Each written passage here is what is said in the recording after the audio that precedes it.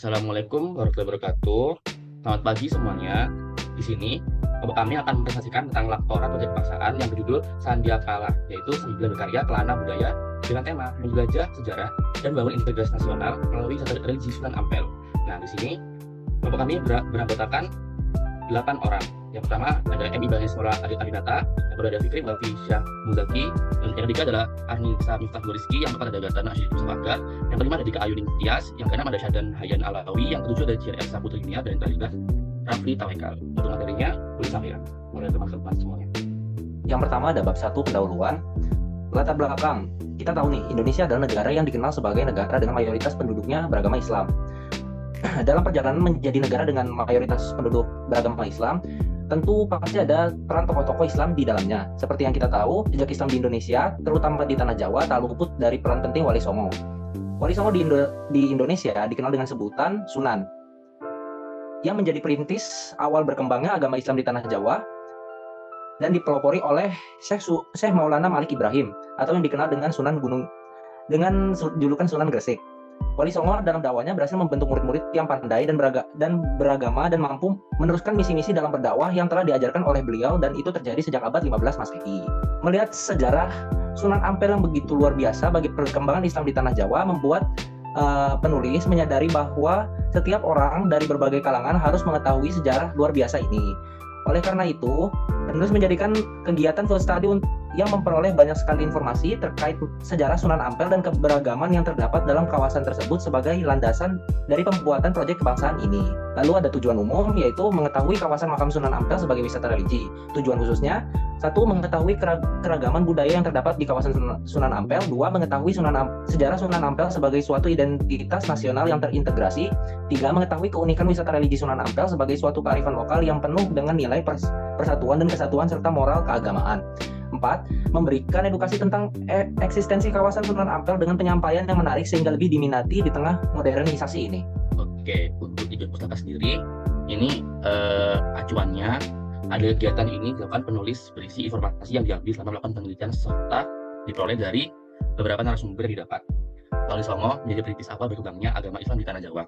Salah satunya adalah Raja Muhammad Ali Rahmatullah, atau dikenal dengan sebutan Sunan Ampel. Wali Songo dalam dakwahnya berhasil membentuk murid-murid yang pandai dalam beragama dan mampu meneruskan misi-misinya dalam berdakwah yang telah diajarkan oleh beliau dan terjadi sejak abad ke-15 Masehi. Berkunjung ke salah satu kawasan Sunan Ampel, kita bertemu dengan salah satu narasumber, yaitu Bapak Mustajab, yang dimana juru informasi ini memaparkan tentang sejarah Sunan Ampel bisa sampai ke Tanah Jawa, lalu tentang orang tua Sunan Ampel dan alasan Sunan Ampel datang ke Pulau Jawa.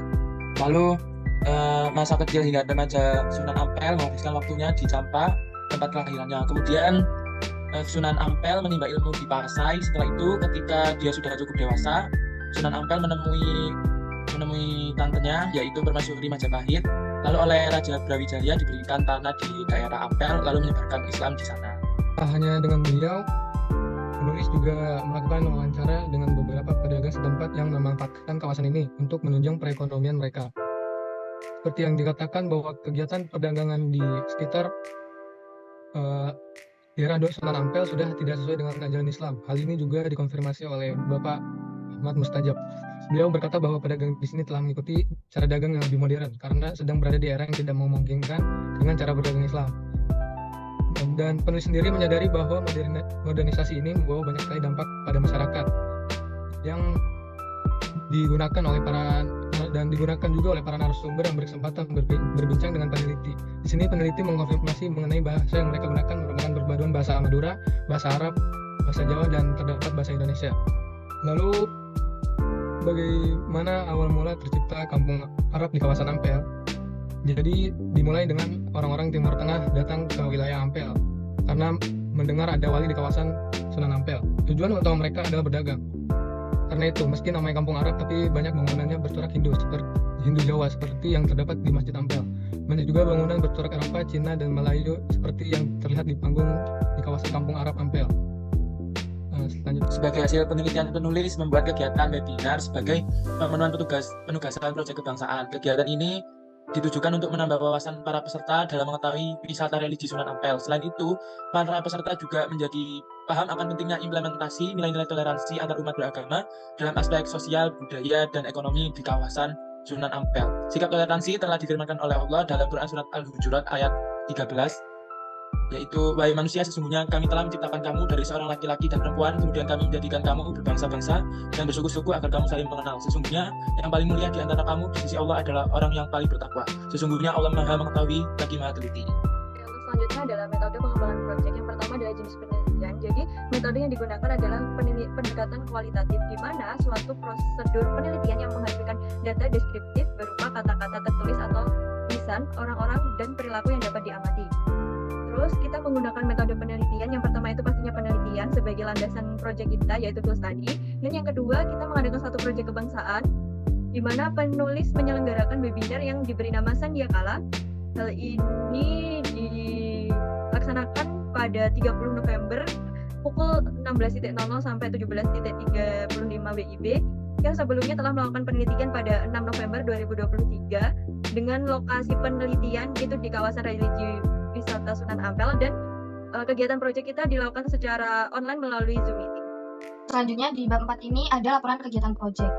Dalam laporan kegiatan proyek ini kita ada tiga tahap, yaitu ada tahap persiapan, tahap pelaksanaan, dan tahap evaluasi. Nah, di tahap persiapan kita sudah merencanakan proyek kebangsaan yang akan kita adakan, yaitu mengadakan webinar secara online melalui Zoom yang partisipannya adalah mahasiswa dari Universitas Airlangga maupun dari luar Universitas Airlangga. Dalam tahap persiapan ini, masing-masing anggota kelompok dibebani masing-masing tugas, yaitu ada yang membuat di form pendaftaran, ada yang membuat desain poster, ada yang membuat skrip, rundown, soal, pretest dan post-test, serta persiapan dokumentasi. Selanjutnya di tahap pelaksanaan, kita juga membagi tugas masing-masing anggota kelompok. Ada yang berperan sebagai pemateri, sekretaris, MC, perekap, moderator, dokumentasi, dan ketua pelaksana. Di tahap pelaksanaan ini kita telah membuat rundown acara agar rangkaian webinar yang kita laksanakan dapat sesuai dengan estimasi waktu dan dapat berjalan dengan lancar.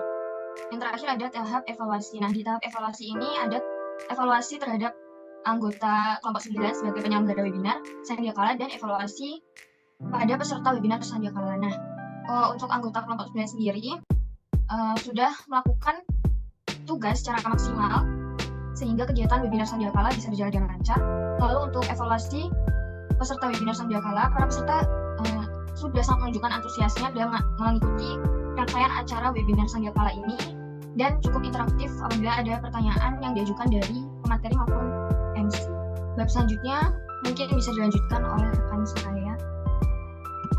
Baik, selanjutnya adalah hasil dan pembahasan. Kali ini saya akan membahas mengenai hasil terlebih dahulu. Jadi kami menerapkan saat terjadinya webinar, kami memberikan suatu pretest dan post-test guna mengukur pemahaman dari audiensnya sendiri. Yang pertama, dari hasil pretest dan post-test itu kami analisis menjadi per butir soal. Nah, dari semua butir soal terdapat penurunan di beberapa soal, yaitu pada butir kedua dan butir ketujuh.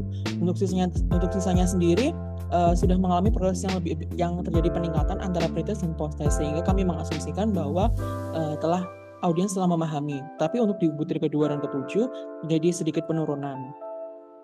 Kemudian yang selanjutnya adalah pembahasan. Nah, untuk pembahasan sendiri, hasil dari respon dari 21 peserta tersebut, mayoritas pesertanya sudah memahami mengenai apa yang Sandiakala berikan, yaitu berupa materi yang disampaikan melalui webinar tersebut.